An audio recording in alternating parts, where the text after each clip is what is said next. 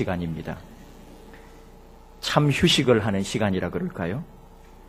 주일 저녁에는 우리 교회 성도님들에게 특별하거나 급한 일이 생기지 않았으면 좋겠습니다. 여러분 가정에 주일 밤에는 좀 더 많은 하나님의 은혜가 더 넘치기를 원합니다. 좀 부부 싸움 할 일이 있어도 또 아픈 일이 생길 것 같아도 주일 밤에는 참으셨다가 다음날 싸우고 다음날 아팠으면 좋겠습니다. 스스로들 좀 마음을 먹어요. 주일 밤은 안 된다. 옆에 가족들이 있으면 서로 약속을 좀 해요. 주일 밤에는 사고 치지 말자. 주일 저녁에 저는 월요일 새벽 기도회를 준비해 놓고 쉬면서 이 호사를 좀 누리는 게 텔레비전 앞에서 개그 콘서트를 정말 일주일에 그 잠깐 1시간 정도 시청합니다. 개콘 안에 원래 발레리노를 참 좋아했었는데 발레리노가 끝난 지가 오래됐습니다. 요즘 가장 재미있게 보는 코너는 바로 이 용감한 녀석들입니다. 이 개그가 주는 교훈이 있기 때문이에요. 방금 보셨습니다마는 한숨 대신 함성으로, 걱정 대신 열정으로, 포기 대신 죽기 살기로. 사람들은 안 된다고 하지만, 사람들은 돈 얘기만 하지만, 사람들은 너는 안 된다고 그러지만 우리는 말합니다. 한숨 대신 함성으로, 걱정 대신 열정으로, 포기 대신 죽기 살기로. 정말로 용감한 사람들이죠. 여러분도 저와 같이 공감했으면 좋겠는데요. 제가 어릴 때만 해도 어른들이 자녀들에게, 특히 아들에게 용감하라 그랬어요. 사람은 용기가 있어야 된다 그랬어요. 또 이런 말도 했습니다. 사내 녀석이 그까짓 것 가지고 울어? 사나이는 눈물을 보여서는 안 된다. 그런데 요즘 자녀들에게나 공교육에서 용감해라 이런 거 가르칩니까? 지금 우리 시대는 여자는 말할 것도 없고 남자들에게도 부드러움을 요구합니다. 용기 있고 용감한 사람을 보기도 힘들지만 그렇게 하라고 이끌어주는 사람도 없습니다. 도리어 부모님이 하시는 말씀은 괜히 나서지 마라. 모르는 척해라. 잘난 척하다가는 다친다. 이런 말입니다. 실제로 지하철 전동차 안에서나 공공장소에서 바른 말을 하거나 옳은 행동을 하다가 도리어 무안당하고 위협을 받기도 합니다. 중고등학생들 담배 피운다고 훈계하다가 집단 폭행을 당하기도 합니다. 용감하지 않으면 살 수가 없어요. 그래서 용감하게 행동을 하는데 그러다가는 도리어 피해를 보고 힘들어지고 몸과 마음을 다치게 되는 거예요. 그래서 내린 결론이 무엇입니까? 조용히 살자. 남의 일에 참견하지 말자. 용감하면 뭐하나? 세상이 어떻게 되려고 이러나. 정말 말세다. 여러분 그렇다고 해서 이렇게 용감과는 담을 쌓고 비굴하게 못 본 척하면서 내 일에만 충실하고 우리 가족만 피해 입지 않으면 된다고 그렇게 다행이라 여기고 살아가야 되느냐 말이죠. 오늘 주신 말씀에 등장하는 느헤미야는 용감한 사람이었습니다. 용감하게 일을 추진했습니다. 잘못되면 역적이 되고 실패하면 반란자가 될 수 있었음에도 불구하고 결국은 일을 해냅니다. 느헤미야의 배경을 오늘 좀 살펴보려고 그래요. 에스라, 느헤미야, 에스더 이 세 권의 성경이 나란히 있는데 이 사람들은 몇십 년을 차이가 있지만은 동시대, 동역사, 동지역에 살았던 인물들입니다. 지금의 이라크나 이란 이 나라들을 생각하면서 말씀을 보면은 더 좋아요. 아수르 제국에서 북이스라엘이 이 아수르 제국에게 BC 722년에 멸망을 당합니다. 또 그 이후에 BC 586년에 남유다가 바벨론 제국에 의해 멸망을 당하죠. 바벨론 제국은 유다 백성들 중에 약 5%의 상위 지도층만 포로로 끌고 가서 바벨론에 충성하게 합니다. 바벨론은 지금 이라크에 해당됩니다. 후세인이 가장 존경하고 닮고자 했던 인물이 바로 느부갓네살 왕이었다고 그러더라고요. 세계 7대 불가사의 중 하나인 공중정원을 건축한 사람도 이 느부갓네살이거든요. 근데 바벨론 제국은 지금 이제 또 이란을 중심으로 해서 일어난 페르시아 제국에게 멸망을 당합니다. 그러니까 남유다 입장에서 보면은 잡혀올 때는 바벨론 제국이었지만 지금은 페르시아 제국을 섬기고 있는 거죠. 페르시아의 왕이 키루스 2세, 우리 성경에는 고레스 왕이라고 그럽니다.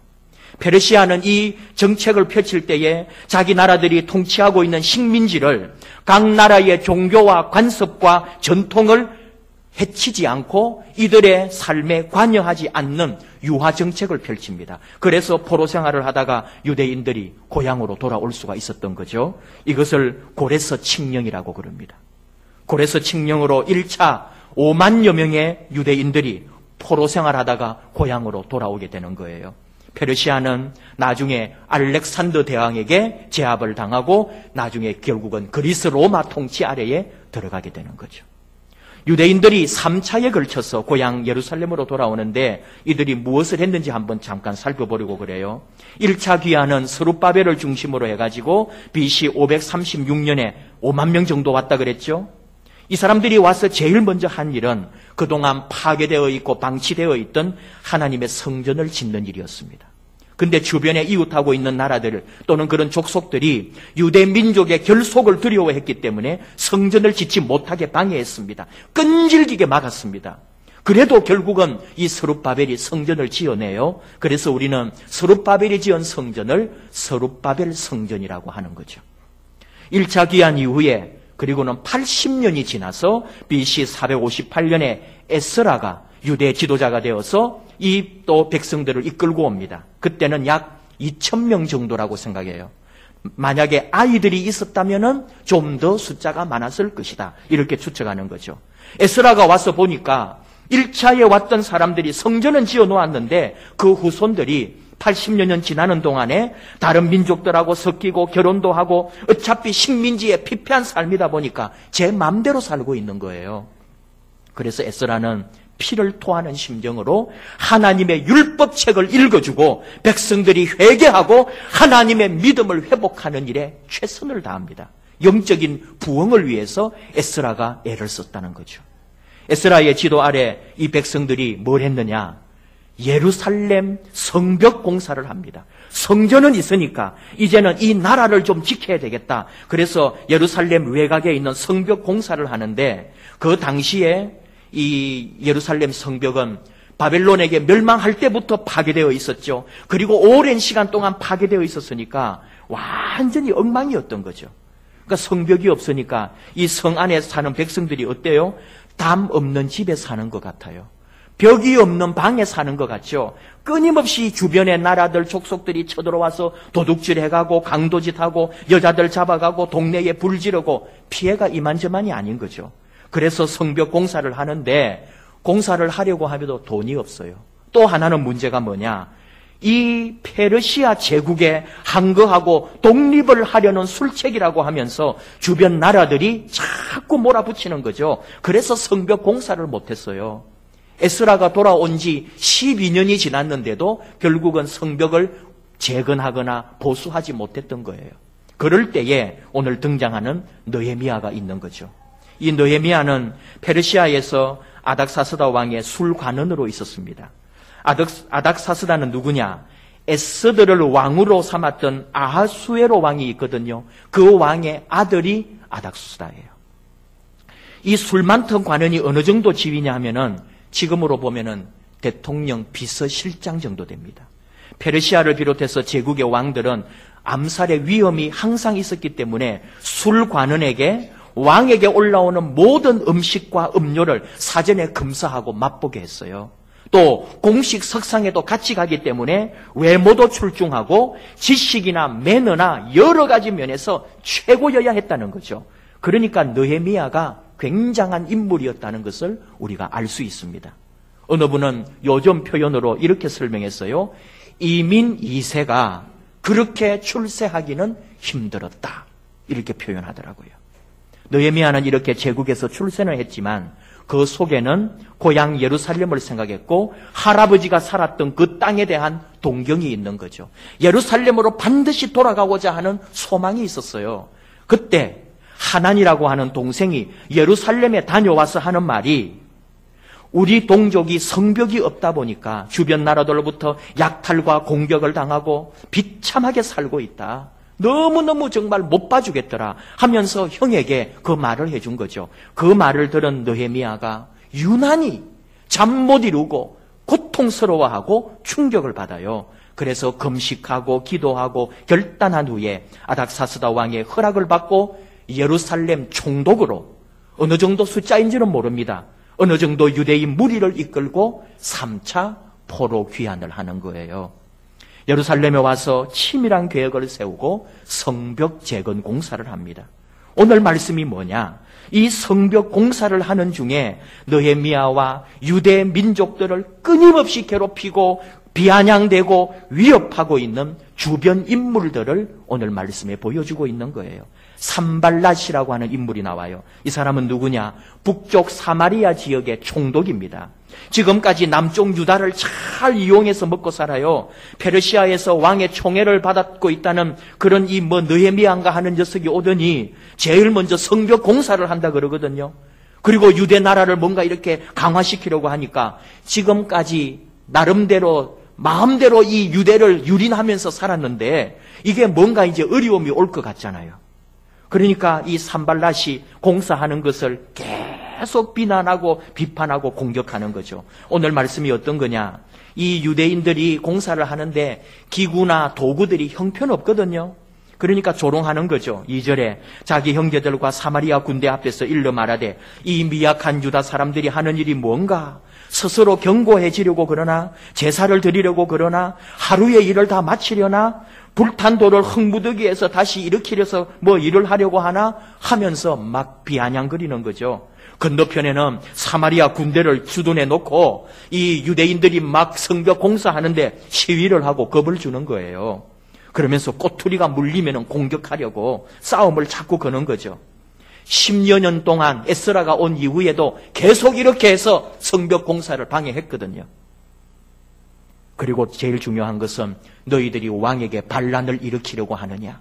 이게 제일 두려운 말 아니에요? 느헤미야나 유대인들은 불안하고 두려웠습니다. 이게 크든 작든 주변 족속들하고 싸움이 나고 자꾸 그러면 제국에서 볼 때는 이 식민지가 자꾸 시끄러워지는 거 좋지 않잖아요. 그러다가는 성벽 공사 또 중단해야 합니다. 소리 없이 소문 없이 별일 아닌 것처럼 얼른 성벽 공사를 하려고 했는데 주변에서 자꾸 문제를 일으키고 괴롭히는 거잖아요. 3절에 도비아라고 하는 인물도 있어요. 이 사람은 암몬족의 족장입니다. 지금은 산발랏 총독의 참모를 하고 있어요. 이 사람은 유대인들과 친인척 관계에 있고 남유대의 사람들하고 결혼도 하고 이 친척들 자녀들이 다 얽혀 있어가지고 알게 모르게 느헤미야의 계획들, 유대가 하고 있는 이 계획들이 도비아에게 알려지는 거예요. 가까운 친척들이 정보를 주는 거죠. 그리고 이것은 결국은 산발랏에게 알려져 가지고 느헤미야가 하는 일을 자꾸 힘들게 만드는 거예요. 그만큼 느헤미야가 안에적 외부의 적에게 둘러싸여서 불안하고 두려웠다는 거죠.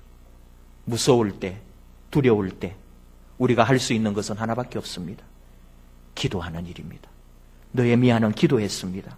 4절, 우리 하나님이여 들으시옵소서. 우리가 업신여김을 당하고 있습니다. 문자로 표현되어서 그렇지 심장을 쥐어짜는 기도죠. 하나님 살려주십시오. 너희 중에 고난당하는 자가 있느냐? 그는 기도할 것이라. 하나님 야고보를 통해서 우리에게 말씀하시잖아요. 두려울 때 할 수 있는 또 한 가지 일이 있어요. 서로 마음을 합하는 일입니다. 6절, 이에 우리가 성을 건축하여 전부가 연결되고 높이가 절반에 이르렀으니 이는 백성이 마음 들여 이 일을 하였음이니라. 공사를 해요. 성벽을 다시 쌓고 무너진 데를 다시 세우고 구멍난 데를 다시 떼우고 하는데 그래도 아직까지 옛날 성벽의 중간 정도, 반 정도 올라간 거죠. 그래도 얼마나 감격이에요. 근데 이 일을 이룰 수 있는 게 뭐라고요? 백성들이 마음을 들여서 일했다는 거예요. 이걸 히브리어를 한자 한자 풀어보니까 하나님의 능력 아래에서 백성들이 고개를 숙이고 빛의 인도함을 받아 다시 능력을 받는다. 그런 뜻이더라고요. 우리가 하나 될 때 하나님 앞에 엎드리고 하나님께 순종하고 함께 그 빛의 인도함을 받을 때 마음이 합해지고 하나님의 일을 결국은 이루어낸다는 거죠. 오늘 말씀을 준비하면서 이 용감하다는 것에 대하여 생각을 좀 많이 해봤습니다. 하나님의 말씀에 나오는 용감한 사람들을 많이 묵상을 했어요. 다윗, 다니엘, 스데반, 바울, 많은 용감한 사람들이 있습니다.